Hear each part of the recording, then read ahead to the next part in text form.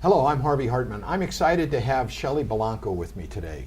Shelley is one of our most experienced ethnographers and analysts, and also she serves on our senior leadership team. Shelley, it's great to have you here today. Thanks, Harvey.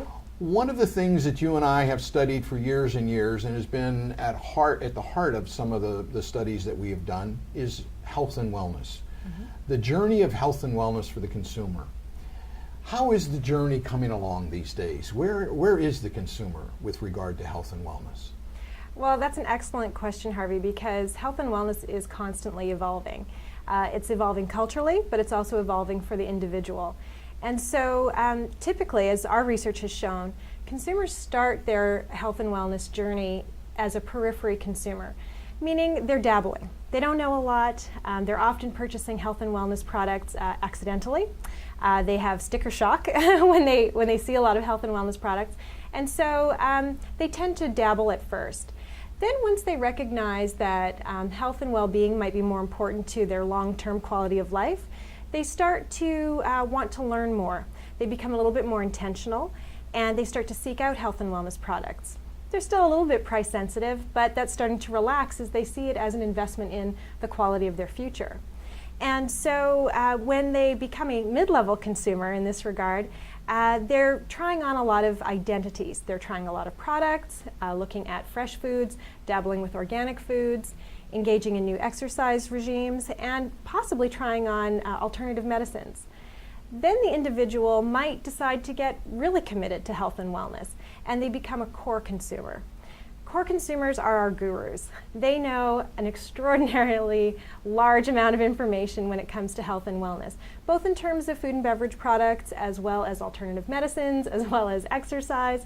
They're also very politically informed as far as health and wellness in our nation. And these folks will cross-shop every imaginable channel. They're heavy-duty online shoppers because they're looking for specialty products, and they're very deeply committed to their health and wellness lifestyle. And they often serve as evangelists or large sources of information for the other kinds of consumers who are just starting their journey, those periphery and mid-level consumers that I spoke of earlier. So those core consumers actually influence the mid-level, those people that don't have the same level of intensity. But the real large majority of health and wellness consumers is in, as I understand your talk, is in the mid-level. Those consumers that want to do something but also want to do it on their own terms and their own way to a certain extent? Absolutely. The mid-level represents about 65% of the overall U.S. population. And so they are the largest target for food and beverage manufacturers and retailers. And they are an especially interesting target because they are in that stage of exploration. So they're trying on a lot of things. So it's a great time for product trial and then later adoption. And if I'm targeting them, it's a large marketplace that doesn't have a lot of similar demographics. It's a mix of demographics, young, old, different kinds of ethnicities, and so forth. If I'm a food manufacturer, what kinds of food are they interested in? That's a great observation. As far as the mid-level is concerned, they're such a fantastic opportunity because they're not narrowly defined by demographics. Really, it is about the intensity of their involvement in health and wellness. And so you're looking at the mom with small children at home, you're looking at the aging boomer, you're looking at a male millennial. So it really is a diverse type of consumer. What unifies them is their stage of involvement with health and wellness. And the kinds of products that they're looking for are those that are largely fresh. So that is the macro cultural trend right now in food culture. And so they are seeking products that are fresh prepared or at least communicate freshness through their packaging and their ingredient profile.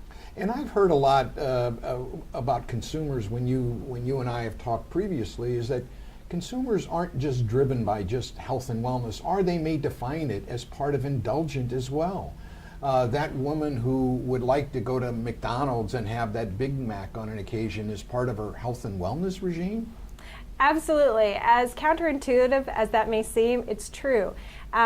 Culturally, we have shifted in our understanding of what wellness means. And in recent years, in the last 5 to 10 years, consumers have brought play and indulgence back into their definition of wellness. It's no longer about restriction and denial. And certainly, consumers are understanding, in order to have a high quality of life today, as well as longevity for tomorrow, I need to treat myself. And so whether it might be a Big Mac for some consumers or a cigarette after a run for another, or certainly dark chocolate for most, there is room for indulgence in today's health and wellness regime. So the journey they're on is really health and wellness, but it's really defined by a higher level of quality for a longer period of time? Absolutely. It is all about the ultimate goal, which is quality of life for a long period of time. Do you believe that this health and wellness is going to change over time? I mean, we hear today that more and more people are involved. Is it going to continue at the same pace, get stronger, or do we think it might get weaker? Well, there was a time when health and wellness was considered perhaps a passing fad. Now we know it is an enduring cultural trend, and we believe, and our research shows, that it is going to endure. It'll certainly change and shift, as we've seen the definition of wellness change in the last 2 decades. The kinds of products that consumers are seeking out will continue to change. Like those attributes that indicate what something healthy and good for their well-being is will continue to change. So we'll certainly expect to see wellness always be a part of the consumer's lifestyle, but what specifically defines it will continue to evolve. And we'll certainly look to the core consumer to make those definitions for us. Great. Shelley, thanks very much for giving us an introduction to the health and wellness consumer. A consumer, and more importantly, an occasion that could mean real additional revenues for organizations and retailers who are interested in really connecting to a consumer and their journey to a higher quality of life. Thanks again. Look forward to having you again. You're welcome. Thank you.